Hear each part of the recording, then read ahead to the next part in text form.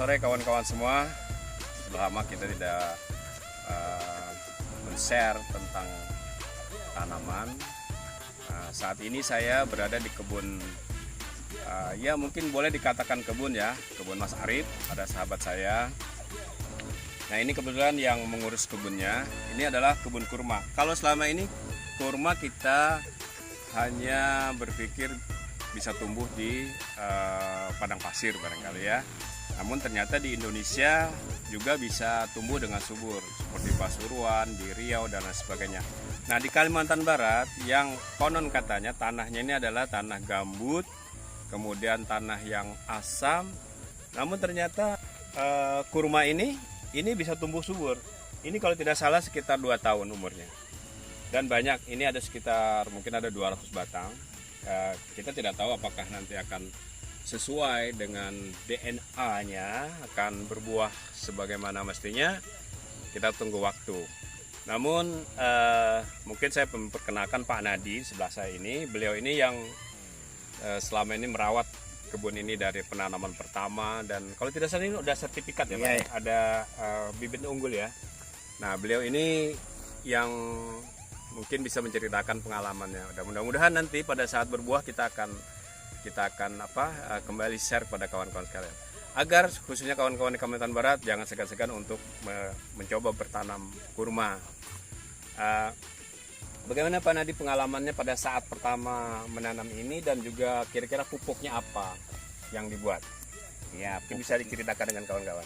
pupuknya itu kan hanya pupuk itu air ikan, itu bakatol, itu pupuk kandang. Nah, itu aja lah itu. Yang pasti. 1 bulan berapa kali disiram dengan itu? Biasa 1 minggu itu 2 kali. Jadi pupuk ikan tadi dimasukkan di dalam tong ya, kalau tidak salah ya? Ya, Masukkan dalam dimasukkan tong, dalam terus tong. difermentasi atau direndam berapa lama itu? Direndam sekitar itu 1 bulan. 1 bulan. Ya. Oh, baunya bagaimana Pak? Oh ya, Lumayan. luar biasa. Nah kemudian setelah 1 bulan itu kan kapasitas tong biasanya kita 200 liter. Nah untuk 1 pohon itu berapa banyak kita memberikan pupuk organik itu, pupuk itu? Pupuk organik ya biasa 1 tong itu setengah itu air 1 tong, yaitu 1 gayung aja lah itu dia punya pupuk itu. Oh, jadi 1 gayung kita kasih air lagi baru kita siramkan. Ya, baru Seminggu berapa kali dikasih? 2 kali. 2 kali seminggu. Selain pupuk yang tadi dari ikan, kemudian mungkin dari kotoran hewan, ayam, itu apakah juga digunakan pupuk kimia NPK dan sebagainya? Tidak ada. Oh, tidak ada. Tidak ada, hanya Oh, itu jadi kawan-kawan, beliau ini dan Mas Arif tentu pemilik kebun ini menerapkan sistem pertanian yang ramah lingkungan, yang memakai pupuk-pupuk organik. Jadi kayak seperti kotoran ayam, kemudian ikan, terus ikan laut. Memang kalau ikan kan banyak asam amino ya, setahu saya kalau difermentasi, dan ini memang cocok untuk tanaman-tanaman seperti ini. Contoh di sebelah kita ini ada pohon kurma, banyak pohon kurma, dan rata-rata tingginya sekitar 2 meteran ya, kalau menurut kita hampir 2 meter, ini banyak sekali. Dan memang ternyata Mas Arif, sahabat kita itu, beliau mempunyai pembibitan ya.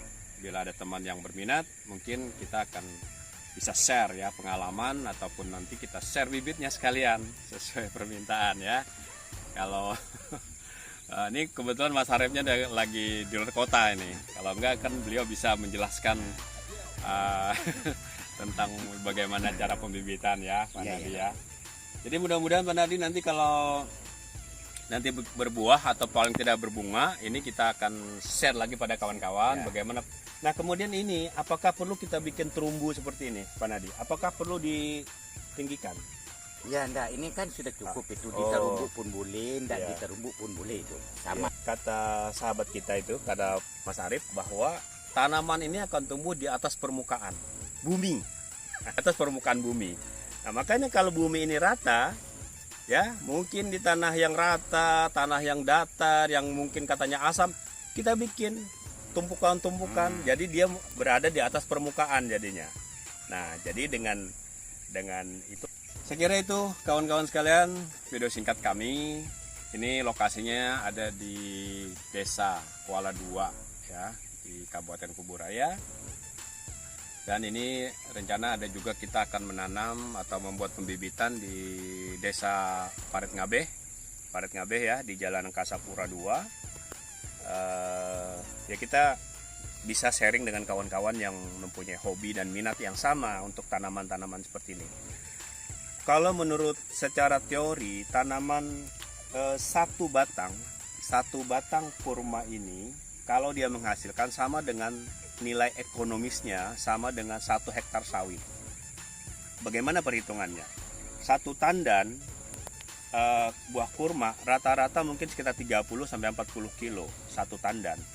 Dan 1 kilo kurma, kalau rata-rata kurma yang bagus itu antara 200-300 ribu per kilo. Jadi kalau seandainya itu tandan 50 kilo, satu tandan saja 50 kali 300 ribu, sama dengan sekitar 1,5 juta. Dan itu kalau tidak salah ya, hitung-hitungannya seperti itu.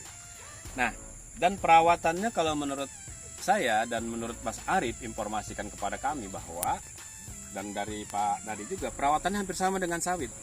Karena ini kelihatannya dari bentuk juga rumpunnya sama ya. Karena dia mirip sawit juga ya. Mirip sawit ya. Seperti itu. Baik, kawan-kawan sekalian, sekira itu beberapa hal yang dapat kita sampaikan. Mudah-mudahan bermanfaat. Dan saya akhiri dengan